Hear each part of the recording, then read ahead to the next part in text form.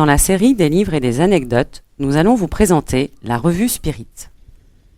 La revue. Ce magazine trimestriel, aujourd'hui, fut fondé par Allan Kardec en 1858 et continue à être édité de nos jours. Les éditions sont publiées en français, en anglais, en espagnol, en portugais, en russe et en polonais. En France, on la trouve auprès des centres Spirit, des éditions Filman ou par abonnement. Elle contient le récit des manifestations matérielles ou intelligentes des esprits, apparitions, évocations, etc., ainsi que toutes les nouvelles relatives au spiritisme. Il y a aussi l'enseignement des esprits sur les choses du monde visible et du monde invisible, sur les sciences, la morale, l'immortalité de l'âme, la nature de l'homme et son avenir. On y trouve aussi l'histoire du spiritisme dans l'Antiquité, ses rapports avec le magnétisme et le somnambulisme, l'explication des légendes et croyances populaires, de la mythologie de tous les peuples, etc. Quelques questions aux esprits. Avant de se lancer, le codificateur, lors d'une séance spirit, interroge des esprits supérieurs sur le bien fondé de cette idée. Écoutons un extrait de cette séance. J'ai l'intention de publier un journal spirit. Pensez-vous que je parvienne à le faire et me le conseillez-vous? La personne à laquelle je me suis adressé, M. Tiadman, ne paraît pas décidé à donner son concours pécuniaire. Oui, tu y parviendras avec de la persévérance. L'idée est bonne, il faut la mûrir davantage. Je crains que d'autres ne me devancent. Il faut se dépêcher. Je ne demande pas mieux, mais le temps manque. J'ai 2 emplois qui me sont nécessaires, vous le savez. Je voudrais pouvoir y renoncer afin de me consacrer tout entière à la chose, sans préoccupation étrangère. Il ne faut rien abandonner pour le moment. On trouve toujours du temps pour tout. Remue-toi et tu y parviendras. Dois-je agir sans le concours de M. Tiadman? Agis avec ou sans son concours, ne t'inquiète pas de lui, tu peux t'en passer. J'avais l'intention de faire un premier numéro d'essai afin de poser le journal et de prendre date, sauf à continuer plus tard s'il y a lieu.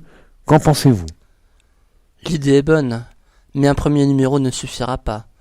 Cependant, il est utile et même nécessaire en ce qu'il ouvrira la voie au reste. Il faudra y apporter beaucoup de soin, de manière à jeter les bases d'un succès durable. S'il est défectueux, mieux vaudrait rien, car la première impression peut décider de son avenir.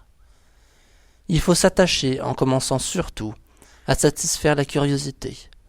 Il doit renfermer à la fois le sérieux et l'agréable.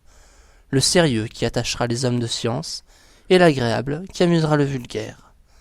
Cette partie est essentielle, mais l'autre est la plus importante, car sans elle, le journal n'aurait pas de fondement solide. En un mot, il faut éviter la monotonie par la variété, réunir l'instruction solide à l'intérêt, et ce sera pour tes travaux ultérieurs un puissant auxiliaire. Je me hâtais de rédiger le premier numéro, et je le fis paraître le 1er janvier 1858, sans en avoir rien dit à personne. Je n'avais pas un seul abonné et aucun bailleur de fonds. Je le fis donc entièrement à mes risques et périls, et n'eus pas lieu de m'en repentir, car le succès dépassa mon attente. À partir du 1er janvier, les numéros se succédèrent sans interruption, et comme l'avait prévu l'esprit, ce journal devint pour moi un puissant auxiliaire. Je reconnus plus tard qu'il était heureux pour moi de n'avoir pas eu de bailleur de fonds, car j'étais plus libre, tandis qu'un étranger aurait pu vouloir imposer ses idées et sa volonté et entraver ma marche.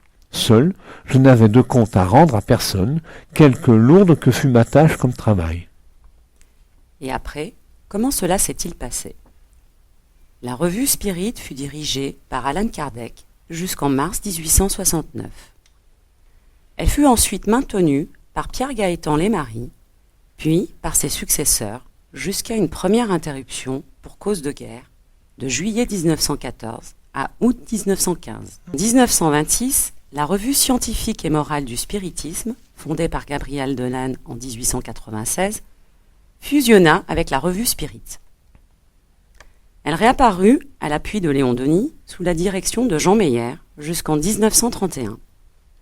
La même année, Hubert Forestier en devint le rédacteur en chef jusqu'en mai 1940, date à laquelle le magazine connut une seconde interruption jusqu'en novembre 1947, toujours à cause de la guerre.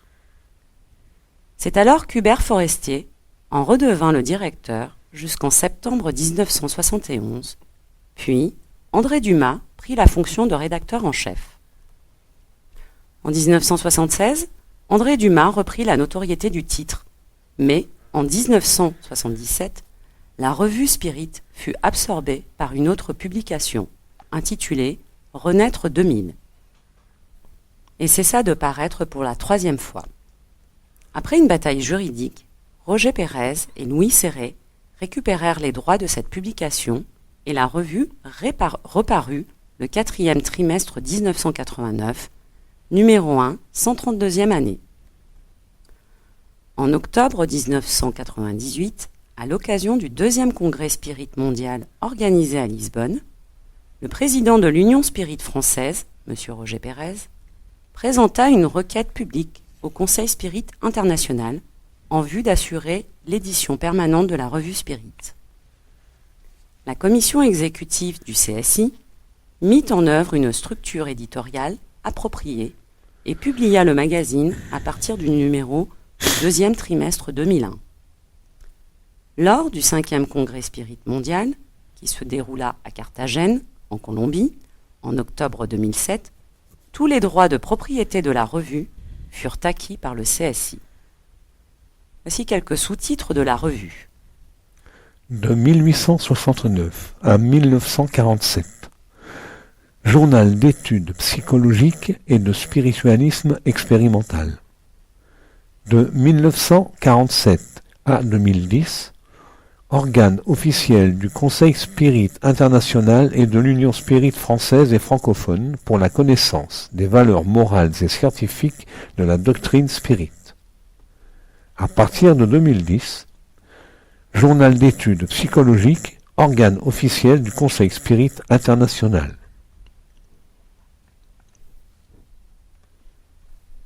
Relevons un passage de la revue Spirit de janvier 1858. La rapidité avec laquelle se sont propagés dans toutes les parties du monde les phénomènes étranges des manifestations spirites est une preuve de l'intérêt qu'ils excitent. Simple objet de curiosité dans le principe, ils n'ont pas tardé à éveiller l'attention des hommes sérieux qui ont entrevu, dès l'abord, l'influence inévitable qu'ils doivent avoir sur l'état moral de la société. Les idées nouvelles qui en surgissent se popularisent chaque jour davantage, et rien n'en saurait arrêter le progrès, par la raison bien simple que ces phénomènes sont à la portée de tout le monde, ou à peu près, et que nulle puissance humaine ne peut les empêcher de se produire. Si on les étouffe sur un point, ils reparaissent en 100 autres. Ceux donc qui pourraient y voir un inconvénient quelconque seront contraints, par la force des choses, d'en subir les conséquences, comme cela a lieu pour les industries nouvelles, qui, à leur origine, froissent des intérêts privés, et avec lesquels tout le monde finit par s'arranger, parce qu'on ne peut faire autrement. Que n'a-t-on pas fait et dit contre le magnétisme?